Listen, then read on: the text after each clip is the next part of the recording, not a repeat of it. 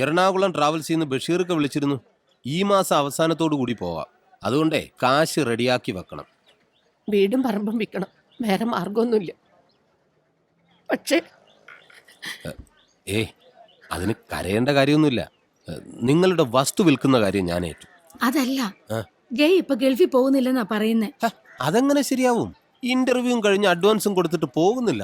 അത് നടക്കില്ല. എല്ലാത്തിനും കാരണം ആ ചക്കക്കുരു ഒറ്റ ഒരുത്തന കുടുംബം കലക്കി. അവൻ എന്റെ കൈ കിട്ടിയാലുണ്ടല്ലോ, അവൻ എന്റെ മോക്ക് എന്തോ കൂടോത്രം ചെയ്തതാ. ജയശ്രീയുടെ പ്രായത്തിലുള്ള പെമ്പിള്ളാർക്ക് ആണുങ്ങൾ ചെയ്യുന്ന കൂടോത്രത്തിന്റെ പേരാണ് പ്രേമം.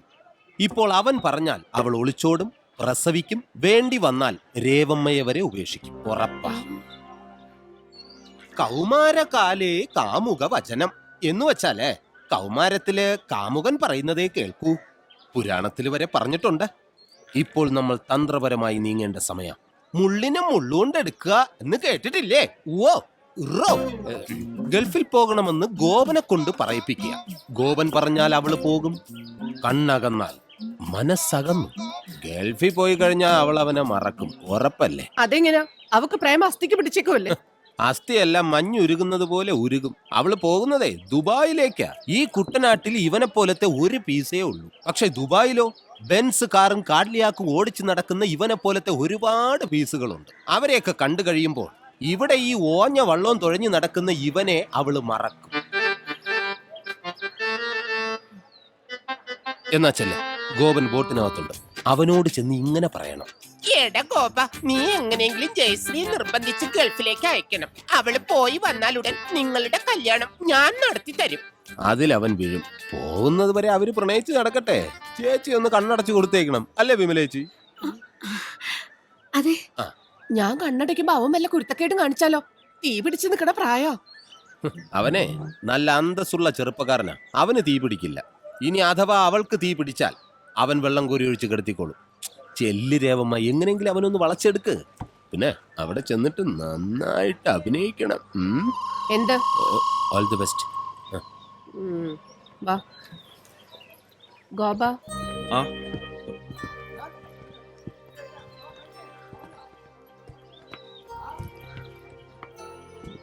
ഇരിക്കൂ. കുടിക്കാൻ കരിക്കും വെള്ളം വേണ്ട. ഞാൻ വീട്ടിൽ വന്ന് കാണാനിരിക്കുകയായിരുന്നു. തെറ്റെൻ്റേതാ. കുറച്ചു നേരം അവളുമായിട്ട് സംസാരിച്ചിരിക്കാനേ കരുതിയുള്ളൂ. ഇങ്ങനെയൊക്കെ സംഭവിക്കുമെന്ന് വിചാരിച്ചതല്ല. പോലീസ് കൊണ്ടുപോയിന്ന് കേട്ടപ്പോ എന്റെ ചങ്ക് പെടഞ്ഞു പോയി. സത്യം പറയാലോ, കൂടെ നീയാന്നറിഞ്ഞപ്പോ സമാധാനായി. കാശിന്റെ കാര്യം പറഞ്ഞ് വഴക്കിട്ടിട്ടുണ്ടെങ്കിലും നിന്നെ എനിക്ക് വലിയ ഇഷ്ടാ. നിന്റെ ആ ചുറുചുറുക്കും ഇംഗ്ലീഷും വീട് നോക്കാനുള്ള ആ ഉത്തരവാദിത്വം, പിന്നെ നിങ്ങള് തമ്മിൽ നല്ല ചേർച്ചയാ, അല്ലേടി? എനിക്കും പലപ്പോഴും തോന്നിയിട്ടുണ്ട്. മതി, എന്റെ മരുമോന് ഇത്രയും ഗുണങ്ങൾ മതി. ഇനി അവള് നിനക്കുള്ളതാ. പക്ഷേ ഒരു കാര്യം മാത്രം മോനെ എനിക്ക് സാധിച്ചു തരണം. പറഞ്ഞോളൂ അമ്മേ.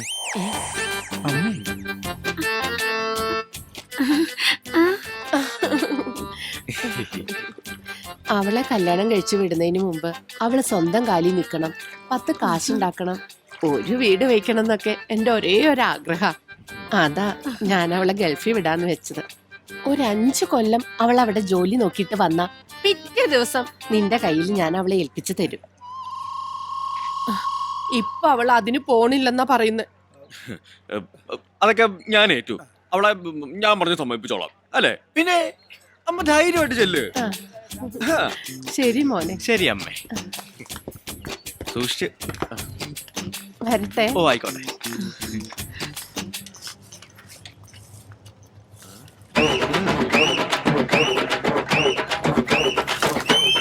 നിങ്ങൾക്ക് പ്രേമിക്കാനുള്ള ലൈസൻസിന് വേണ്ടി റെഡിയാവാത്ത വിസ റെഡിയായെന്ന് പറഞ്ഞ് തള്ളയെ പറ്റിക്കാൻ കൂട്ടുനിന്നവളാണ് ജയ്സൺ.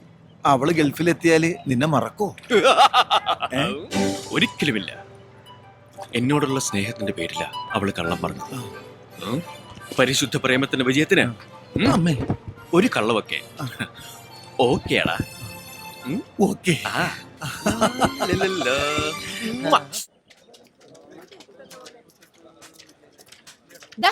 നിക്കടാ അവിടെ. എന്റെ മോളെ പോലീസുകാർ കൊണ്ടുപോയപ്പോ നിന്റെയൊക്കെ നെഞ്ചത്തെ വെള്ളം ഇറങ്ങിയല്ലടാ. എടിപൊടിന്നൊക്കെ വിളിച്ചാലുണ്ടല്ലോ നിന്റെയൊക്കെ വായില് പല്ലി ഞാൻ അടിച്ചു തെറിപ്പിക്കും. കൊണ്ട് എഴുന്നള്ളിച്ചോണ്ട് നടന്നോടാ ഒരു പകൽമാന്യൻ പെണ്ണുപിടിയൻ. നീയൊക്കെ അനുഭവിക്കാൻ പോണേ ഉള്ളൂ. ഞാനാടാ പറയുന്നേ, നശിച്ച് നാറാണ കല്ലി കാണും. ഇല്ലാതെ പറഞ്ഞു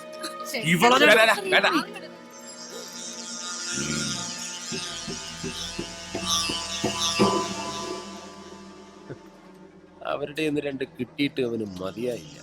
നാടക ഡയലോഗാ. പൊക്കോട്ടെ. ടോമിയെ, ഓ, അവളെ ഒന്ന് ചുണ്ണാമ്പ് വെച്ച് വെച്ചേര്. നേരം കാലമൊക്കെ വെക്കുമ്പോ മുറുക്കും.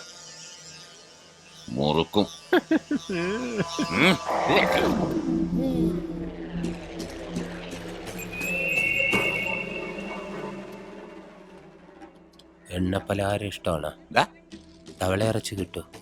എടോ 6 ബ്ലോക്കിന് 3.5 ഏക്കർ, 28 സെന്റ് ചിറ, ബാക്കി നിലം. എത്രയും പെട്ടെന്ന് വിറ്റ് തരണം. വിറ്റ് തന്നിരിക്കും. ഉം. എന്നെ ചാവറയച്ചൻ കാത്ത് ടിപ്പറിന്റെ അടിയിൽ തലവച്ച അവസ്ഥയാ. ബാബു വെള്ളം അടിപ്പിക്കണം.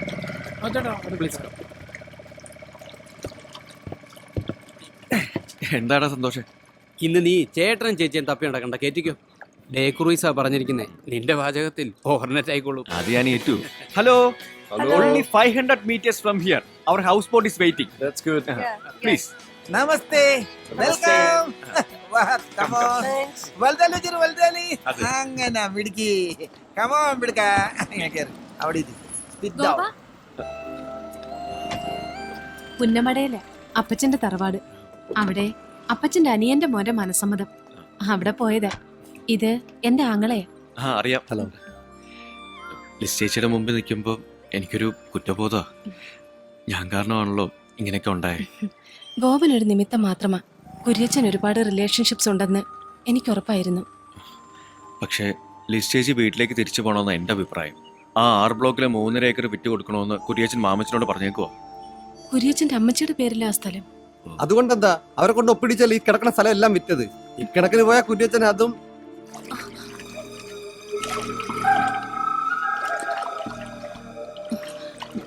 പോട്ടെ ഗോപ. ഓ, എന്നാ ശരി. ശരി.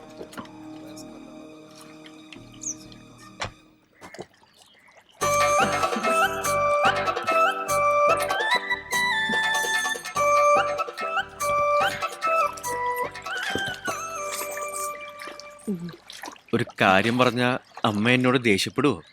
നിന്നോടോ? നിനക്ക് എന്നോട് എന്ത് വേണേലും പറയാം. എനിക്കൊരു ദേഷ്യവും വരില്ല. പറയട്ടെ? പറയടാ കുട്ടാ. അമ്മ വരണ്ട. ഏ? ഇനിയിപ്പോ ഇവിടെ കൊണ്ടുപോകാനും കൊണ്ടുവരാനും ഒക്കെ ഞാൻ മതിയല്ലോ. മേക്കപ്പ് ഫൈനൽ ടച്ചപ്പ് ചെയ്യണ്ടേ? മോന്തിരിക്കുന്ന ഇരിപ്പ് കണ്ടില്ലേ? അല്ലടി മോളെ. ഓ, ഇനി എന്നാ ടച്ചപ്പ് ചെയ്യാനാ? ഇതൊക്കെ മതി. ആ, ഗോപേട്ടാ വെള്ളം എടുക്ക. വരും. ഒന്ന് പിടിക്കണം. ഞാനും സൂക്ഷിച്ച്. അമ്മ അത്താഴം കഴിച്ചു കിടന്നോളൂ, വരുമ്പോ വിളിക്കാം. ആ.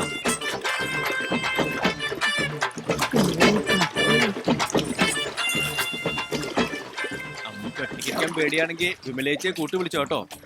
അല്ലെങ്കിൽ പൊന്നുരുക്കുന്നിടത്ത് പൂച്ചക്ക് എന്താ കാര്യം? കാര്യമുണ്ട്. മോട്ടിക്കുന്നുണ്ടോ ഇല്ലയോ നോക്കിക്കൊണ്ടിരിക്കാലോ.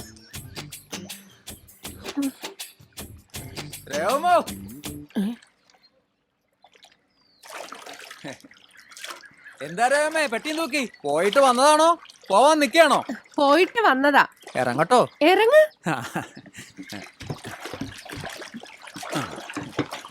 മോള് പോകുന്ന ഞാൻ കണ്ടായിരുന്നു. ആഹാ. പുറത്തേക്കാതെ അകത്തോട്ട് കേറാ എളുപ്പം. ആരെങ്കിലും കാണും. കുറെ നാളായി. വാടാ. നിന്നെ ഇന്ന് ഞാൻ വിഘം വെച്ച് നടക്കുക. മൊട്ടത്തലേ. കുറെ നാളായി നിന്റെ സൂക്കേട് തുടങ്ങിയിട്ട്.